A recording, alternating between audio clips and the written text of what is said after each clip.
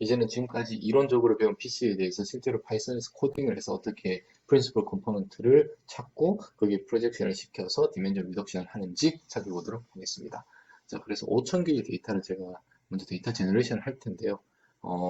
그 PC를 하기 위해서 전체를 하는데 제가 그래서 뮤를 처음부터 0으로 했습니다. 그러니까 전체를 할 필요가 없겠죠. 그래서 평균을 여기 보면 0,0에서 여기 있기 때문에 전체를 할 필요가 없고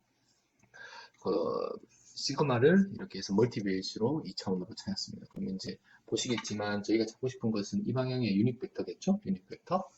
그리고 수직으로 U2, U1을 나오는 것을 어떻게 계산하는지 살펴보도록 하겠습니다. 결과적으로 최종적으로 공식이 이렇게 되는, 최적화 공식이 이렇게 되는 것이고, S라는 것은 샘플 코베리언스 매트릭스였으니까 그 식대로 X, 지금 큰 X는 지금 X가 X1, X2가 있으니까 X라는 것은 이렇게 되겠죠? 길게. 그러니까 제가 2x2 S에서 찾기 위해서는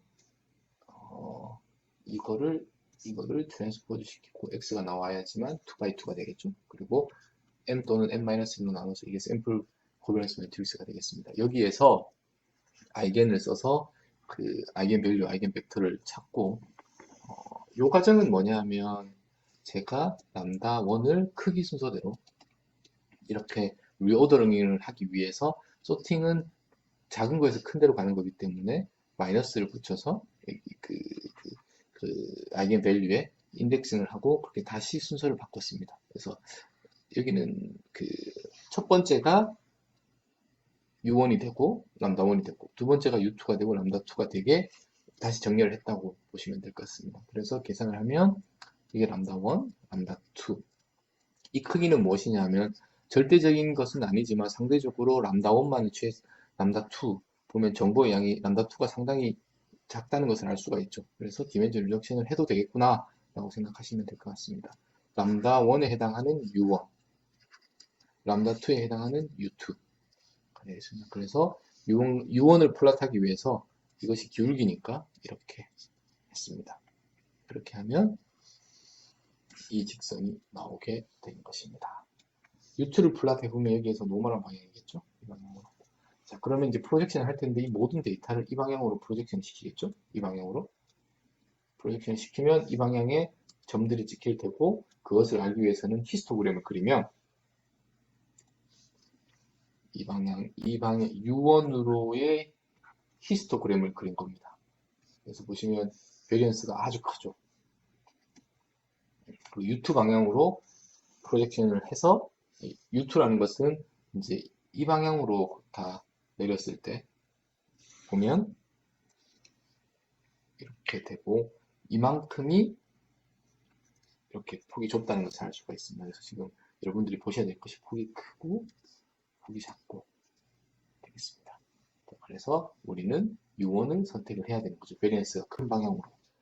직접 이렇게 셀프 코베런스 매트릭스를 구해서 계산할 수도 있고 역시나 항상 했던 사이클런에서 디컴포지션의 PCA라는 컴포넌트에서 여기서도 컴포넌트의 개수를 정해줘야 합니다.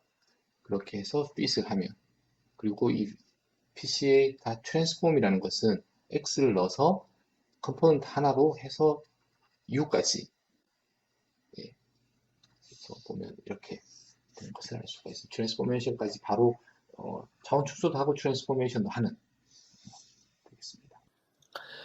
이제 PC에 대한 아주 쉬운 예제를 파이썬으로 한번 살펴보았고요. 이제 조금 더 재미있는 예제를 한번 보여드릴 텐데 여러분들이 이거는 한번 이렇게 생각해 보겠습니다. 그 매스와 있고 스프링이 있는 거에서 진동을 시키면 이 방향으로 진동을 할 겁니다. 그러면 우리 이제 스프링 매스에서 이건 이제 K가 있으니까 이제 이런 식으로 디케이 없이 오실레이팅을 할 걸, 바이브레이션을 할 거라는 걸 알고 있지만 정확하게 이 축을 하는 것은 이 축이 지금 이 축이 되어야 되는데 정확하게 이 축을 그 얼라인을 맞추는 것은 쉽지가 않습니다. 그리고 또 진동을 시킬 때 얘가 어느 정도 이쪽 방향에 약간의 그 흔들림이 있을 수도 있고 하기 때문에. 자, 그러면 어떻게 할 거냐면 핸드폰으로 카메라를 3개를 그냥 뭐 손으로 잡고 있어도 상관없습니다. 뭐 조금 떨려도 상관없고 어느 정도의 노이즈를 인가해도 상관이 없습니다. 그렇게 해서 각각의 카메라로 움직임을 촬영을 하면 이런 모습이 될 것 같습니다. 제가 직접 이렇게 촬영을 한 겁니다.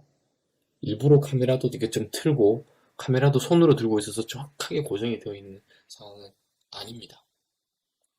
자, 그러면 이렇게 실제로 같은 프레임을 집어넣어서 보면, 그리고 이쪽에서 보면 카메라 첫 번째 X1, Y1, 카메라 두 번째, 세 번째 해서 6D의 타임 시리즈입니다. 그러면 우리가 멀티빌 타임 시리즈 데이터를 측정을 했는데 대충 한 겁니다. 대충. 그러면 이 시스템에 대한 오더가 어떻게 됐느냐 라고 했을 때 피직스를 알고 있으면 원래는 이렇게 스프링이 있고 매스가 있는 거니까 이 방향으로 원디로 오실레이팅을 한다는 걸 알고 있죠.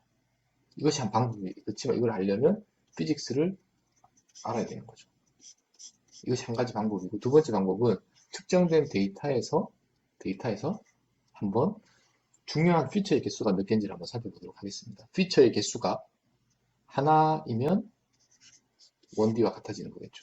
그래서 실제로 원디 피처의 개수가 가장 도미넌트한 것이 한 개인지 두 개인지를 살펴보도록 하겠습니다. 그것을 살펴보기 위해서 힌트가 되는 것은 PCA에서 아이겐 밸류의 크기를 한번 보는 거죠. 그리고 이 PCA의 첫 번째 람다에 해당하는 U1으로 프로젝션을 시키면 다양한 앵글에서 찍은 카메라 찍기는 하지만 결국 메이저한 프린시펄 컴포넌트로의 움직임으로 저희가 정제해서 데이터 처리를 할 수가 있게 되는 것이 메인 아이디어입니다. 자, 실제로 한번 잘 구현해 보도록 하겠습니다. 자, 그래서 그 X를 카메라 첫 번째 XY, 두 번째 XY, 세 번째 XY로 해서 6, 1, 이거 제가 원하는 것은 트랜스포드를 시킨 다음에 이렇게 타임 시리즈로 흘러가게 하면 n by 6겠죠. 그래서 이것이 엄청 긴 겁니다. 예, 이렇게. 그리고 이거를 s로 하면 s는 6 by 6이 되는 거죠. 그리고 PC를 통해서 u를 찾습니다. 됐죠? 그럼 u를 찾고 이후에 프로젝션을 시키겠죠? 보겠습니다. 이렇게 해서 아이겐 밸류를 계산을 해보면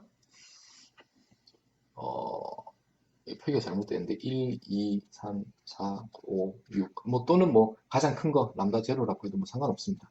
이렇게 해서 6개 보면 람다 1에 대해서 정보의 양이 이만큼 상대적으로 이만큼 줄어든 것을 알 수가 있습니다. 그래서 이 두 번째가 좀 큰 것은 제가 실험을 할 때 의도적으로 대충 했기 때문에 카메라도 손으로 잡고 촬영을 했고 스프링을 움직일 때도 정확하게 이 방향이 아니라 이쪽 방향으로도 움직임이 조금을 만들었기 때문에 이런 거고. 자, 이렇게 해서 람다 1, U1에 해당하는 것으로 프로젝션을 시켜보도록 하겠습니다. 이렇게 프로젝션을 시켰죠. 프린시펄 컴포넌트. 그러면 지금 이거는 U는 6개를 다 한 거니까 보시면 이렇게 된 것을 하습니다. 그래서 코디네이트 트랜스포메이션을 U로 하고 프로젝트 된 거죠. 각각의 컴포넌트에 6개를 해봤더니 가장 메이저한 것들, 나머지 5개가 여기 있습니다. 얘들은 우리가 그냥 uncertainty라고 생각하거나 노이즈로 생각할 수 있겠죠. 그래서 이 방향이 무엇이냐? 예를 들면 이렇게 있는 거에서 이 방향이라는 것을 저희가 물리적으로 알고 있습니다. 자, 그렇게 해서 이 방향의 모션을 측정을 하게 되는 거죠. 이렇게 오실레이팅을 하는 것을 알 수가 있습니다. 그래서 이 예시는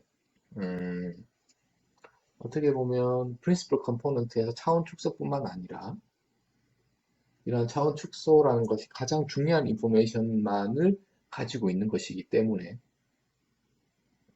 그래서 리던던트하게 측정을 하고 데이터적으로 스마트하게 차원 축소를 시킴으로써 정제된 데이터를 그래서 뭐 예를 들어 뭐 측정을 하거나 좀 그 측정 장비를 고가의 측정 장비를 쓰지 않고 또 좋은 퀄리티의 레졸루션과 애큐러시를 스마트하게 할 수 있는 예시를 PCA를 통해서 한번 보여드렸습니다.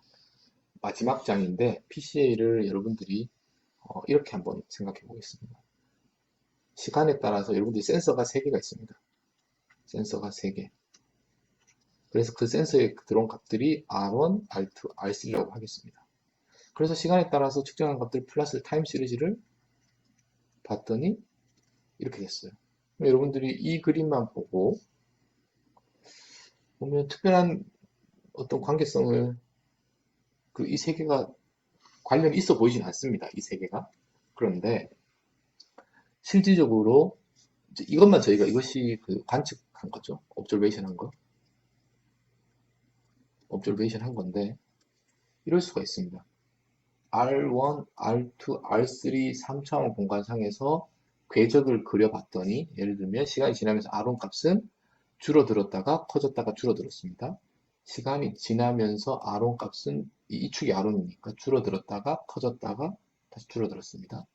R2 방향으로는 계속 줄어들죠.